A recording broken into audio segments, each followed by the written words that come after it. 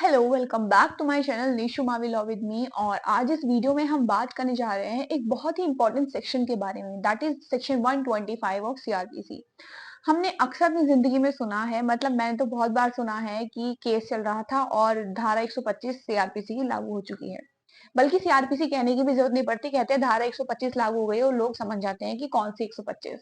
तो आज हम बात करने जा रहे हैं सेक्शन 125 ऑफ सीआरपीसी के बारे में, भारतीय दंड प्रक्रिया संहिता की धारा 125 के बारे में। तो क्या होता है, कई बार ऐसा होता है, जो पार्टी होती है, हस्बैंड या वाइफ के, स्पेशली अगर हम कंसर्न में बात करें, वो अलग हो जाते हैं और वाइफ जो है अपने हस्बैंड से मेंटेनेंस का क्लेम करती है कि मुझे भरण पोषण के लिए पैसा दीजिए, मैं कैसे रहूंगी। तो सेक्शन 125 इसी के बारे में बात करते हैं, यानी सेक्शन 125 मेंटेनेंस के बारे में बात करता है। अगर हम मेंटेनेंस के बारे में बात करें कि मेंटेनेंस क्या होती है, तो ये मेंटेनेंस जो होता है एक अमाउंट होता है that is given to a person who is unable to maintain himself, यानी एक ऐसे पर्सन को दिया जाता है जो खुद को मेंटेन नहीं कर पा रहा है, उसके पास सफिशिएंट मींस भी नहीं है, यानी सफिशिएंट साधन भी नहीं है, वो खुद को कैसे मेंटेन करे। और वो किसके द्वारा दिया जाता है? एक ऐसे पर्सन के द्वारा जिसके ऊपर रिस्पॉन्सिबिलिटी होती है किसी दूसरे पर्सन को मेंटेन करने की। ये तो हमें बहुत सारे प्रोविजंस जो है मेंटेनेंस के कंसर्न में देखने को मिलते हैं, जैसे section 24 and 25 of Hindu marriage act, section 25 of domestic violence act, section 18 of Hindu adoption and maintenance act and section 36 of special marriage act. लेकिन सबसे ज्यादा यूज किया जाने वाला जो सेक्शन है that is section 125 of CrPC. सबसे ज्यादा मोस्टली केसेस में यही यूज किया जाता है। तो ये कहता क्या है, हम इसके बारे में समझते हैं। ये मेरे हाथ में बेल एक्ट है और मैं एग्जैक्ट बताती हूँ कि सेक्शन 125 क्या कहता है। तो इसमें लिखा हुआ है, order for maintenance of wife's, children's and parent. कह रहा है if any person having sufficient means, यानी एक व्यक्ति है, उसके पास सफिशिएंट मीन्स है, यानी पर्याप्त साधन है, नेग्लेक्ट और रिफ्यूज टू मेंटेन, और वो क्या करता है, उसके पास सफिशिएंट मींस होते हुए भी वो नेग्लेक्ट करता है, यानी नहीं देता या फिर रिफ्यूज कर देता है, मना कर देता है मेंटेन करने से। किसको? सेक्शन 125 सिर्फ वाइफ के हित में नहीं है, ये आप जान लें। इसमें बहुत सारे लोग आते हैं जो एक व्यक्ति से मेंटेनेंस क्लेम कर सकते हैं। कौन कौन आते हैं? मैंने अभी बताया कि एक पर्सन नेग्लेक्ट करता है या रिफ्यूज करता है, उसके पास पर्याप्त साधन होने के बावजूद वो नेग्लेक्ट करता है मेंटेनेंस देने को। हिज वाइफ, किसको? अपनी पत्नी को। अनेबल टू मेंटेन हरसेल्फ, जो खुद को मेंटेन नहीं कर पा रही है।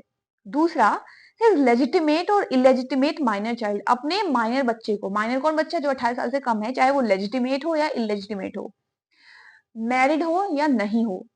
अनेबल टू मेंटेन हिमसेल्फ, और बस क्या कंडीशन है कि वो अपने आप को मेंटेन नहीं कर पा रहा है। तीसरी चीज, हिज लेजिटिमेट और इलेजिटिमेट चाइल्ड, उसका बच्चा जो लेजिटिमेट हो या इलेजिटिमेट भी हो, not being a married daughter, लेकिन एक शादीशुदा बेटी को छोड़कर, यानी शादीशुदा अगर बेटी है तो उसको मेंटेनेंस जो है एक पिता नहीं देंगे। हु हैज अटेंड मेजोरिटी, जिसने मेजोरिटी अटेंड कर ली है, where such child is by reason of any physical और मेंटल एबनॉर्मलिटी, वो बच्चा क्या है, उसके अंदर कोई फिजिकल या फिर मेंटल एबनॉर्मलिटी आ गई है, या फिर कोई उसको इंजरी आ गई जिसकी वजह से वो खुद को मेंटेन नहीं कर पा रहा है, तो जो दूसरा व्यक्ति है, जो उसके फादर है, वो उसको मेंटेन करेंगे। ओके। अब तीन लोग मैं बता चुकी हूँ, उसकी वाइफ या फिर उसका बच्चे, उसके बच्चे जो मैरिड हो या ना हो। तीसरी चीज, उसके लेजिटिमेट या इलेजिटिमेट बच्चे शादीशुदा बेटी को छोड़कर, जो कि फिजिकल या फिर मेंटल किसी भी हार्म से सफर कर रहे हैं। और फोर्थ पे आते हैं हिज फादर और मदर, यानी उसके माता और पिता, अनेबल टू मेंटेन हिमसेल्फ, जो खुद को मेंटेन नहीं कर पा रहे हैं। तो हमें इन पॉइंट्स को देख के पता चला कि सिर्फ वही व्यक्ति मेंटेनेंस के लिए क्लेम कर सकते हैं जो अनेबल टू मेंटेन हिमसेल्फ या हरसेल्फ, जो खुद को मेंटेन नहीं कर पा रहे हैं, वही मेंटेनेंस के लिए क्लेम कर सकते हैं। Okay okay.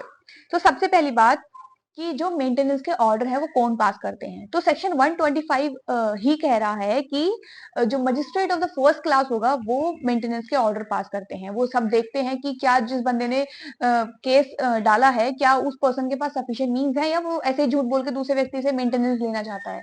और जब मजिस्ट्रेट ऑफ फर्स्ट क्लास को लगेगा कि हाँ, जो व्यक्ति है इसने प्रूव कर दिया है कि ही इज अनेबल या ही और she is unable to maintain himself, तो वो ऑर्डर पास कर देंगे, जो भी उनको सही लगता है। ऐसा कोई फिक्स अमाउंट नहीं है कि 10,000, 20,000, 50,000, कुछ भी फिक्स अमाउंट नहीं है। जो भी मजिस्ट्रेट को एज द मजिस्ट्रेट में थिंग्स फिट, वो उस तरह के ऑर्डर्स पास कर सकते हैं।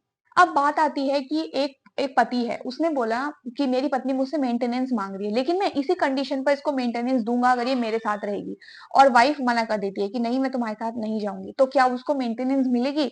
तो इसका प्रोविजो कहता है कि अगर एक वाइफ मना कर रही है कि मैं इसके साथ नहीं रहूंगी, तो जो मजिस्ट्रेट होंगे वो ग्राउंड्स देखेंगे, ग्राउंड्स ऑफ रिफ्यूजल, कि भाई ये जो पत्नी है इसके साथ जाने के लिए मना कर क्यों रही है। और अगर मजिस्ट्रेट सेटिस्फाई हो जाते हैं कि जो इस लेडी ने जो भी दलीलें दी हैं वो सही दी हैं, इस वजह से इसके साथ नहीं जाना चाहती है, तो वो ऑर्डर पास कर देंगे उस व्यक्ति के खिलाफ कि आपको इसको मेंटेनेंस देना ही होगा। साथ ही अब हमारे मन में क्वेश्चन आएगा कि अच्छा ऐसे तो कोई भी मेंटेनेंस ले लेगा, ऐसे तो कोई भी पत्नी अपने पति को छोड़कर चली जाएगी और मेंटेनेंस ले लेगी, तो ऐसा नहीं है। इसका एक प्रोविजो ये इसका क्लॉज 4 कह रहा है कि किसी भी ऐसी पत्नी को मेंटेनेंस नहीं मिलेगी अगर वो अडल्ट्री में रहती है, यानी वो किसी और पर्सन के साथ रहती है, या फिर वो बिना बिना सफिशिएंट रीजन के अपने हस्बैंड को छोड़कर चली गई है, या फिर जो पति पत्नी है उनके बीच में म्यूचुअल कंसेंट से वो लोग अलग रह रहे हैं, तो इस बेस पर जो है हस्बैंड लायबल नहीं होगा कि वो अपनी पत्नी को मेंटेनेंस दे। और अगर मजिस्ट्रेट को लगता है कि वाइफ अडल्ट्री में रह रही है और वो लोग म्यूचुअल कंसेंट से अलग रह रहे हैं, तो मजिस्ट्रेट ऑर्डर को पास नहीं करेगा और वो ऑर्डर्स कैंसिल हो जाएंगे। अच्छा, अब एक बात ये भी आती है कि फॉर एग्जाम्पल ए और बी के बीच में कोई मैटर हुआ और बी ए को छोड़कर चली गई। अब जो बी है, बी ने मेंटेनेंस देनी शुरू करी। फॉर एग्जाम्पल ए बी को 20,000 रुपए महीना भेजता है। अब क्या हुआ, बी की एक बढ़िया वाली गवर्नमेंट जॉब लग गई, तो क्या जो ए है वो अभी भी लायबल है कि वो बी को 20,000 रुपए प्रति महीना भेजता रहे? तो सेक्शन 127 सीआरपीसी का सेक्शन 127 ही ये मेंशन कर रखा है कि अल्ट्रेशन इन अलाउंस, यानी जो अलाउंस थी, जो वो मेंटेनेंस का खर्चा अपनी पत्नी या फिर जिसको भी दे रहा था उसमें अल्ट्रेशन हो जाएगा, यानी बाद में चेंजेस लाए जा सकते हैं। अगर जिस व्यक्ति को जो व्यक्ति दे रहा है या जिस व्यक्ति को दिया जा रहा है उनकी जो सिचुएशंस है, जो कंडीशंस है, उनमें जो भी चेंजेस होते हैं उसके हिसाब से जो है ऑर्डर्स में भी चेंजेस हो जाएंगे। यानी जैसे मैंने अभी एग्जांपल दिया कि उस पत्नी की बहुत ए ग्रेड की जॉब लग गई और हस्बैंड उसको 20,000 रुपए देता था, तो वो कोर्ट में जाकर कह सकता है कि देखिए मैं इसको मेंटेनेंस दे रहा था, और सेक्शन 125 पहले ही मेंशन कर चुका है कि मेंटेनेंस सिर्फ उन्हीं व्यक्तियों को मिलेगी जो कि अनेबल टू मेंटेन है, जो अपने आप को मेंटेन नहीं कर पा रहे हैं। इसका मतलब ये कि अगर वो अपने आप को मेंटेन करने के लायक बन जाते हैं, तो सेक्शन 127 के अंतर्गत उसको उसमें ऑल्टरेशन हो जाएगा उन ऑर्डर्स में, और उसमें हो सकता है जो मेंटेनेंस का चार्ज था वो बढ़ जाए या फिर कम हो जाए, कुछ भी हो सकता है, जैसे भी कंडीशंस होंगी उसके अकॉर्डिंग होगा। अब एक और क्वेश्चन हमारे मन में आता है कि फॉर एग्जाम्पल अगर एक हस्बैंड से मांगा जा रहा है मेंटेनेंस, और एक हस्बैंड जो है वो अनएम्प्लॉयड है, यानी उसकी कोई नौकरी ही नहीं है, बेचारा खुद ही नहीं कमा पाता, वो अपनी पत्नी को कहां से देगा, तो क्या फिर भी वो लायबल है अपनी पत्नी को मेंटेनेंस देने के लिए?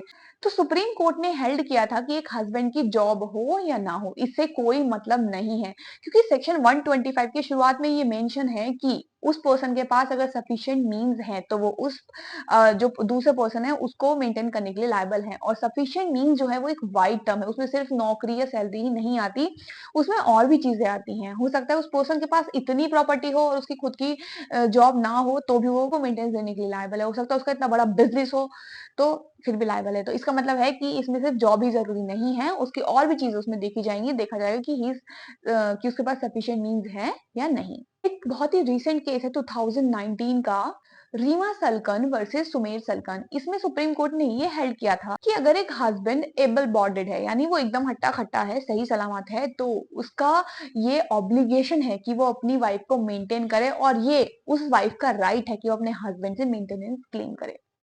आई होप कि इस वीडियो के माध्यम से आप लोगों को समझ में आया हो कि सेक्शन 125 क्या है, ये क्या कहना चाहता है, और इससे सिर्फ एक वाइफ को ही मेंटेनेंस नहीं मिलता, एक वाइफ को, बच्चों को, उस पर्सन के माता पिता, सबके पास ही राइट है कि under section 125 they can claim maintenance. I hope you would like the video. अगर आपको वीडियो पसंद आए, don't forget to press the like button, subscribe to my channel. Thank you so much.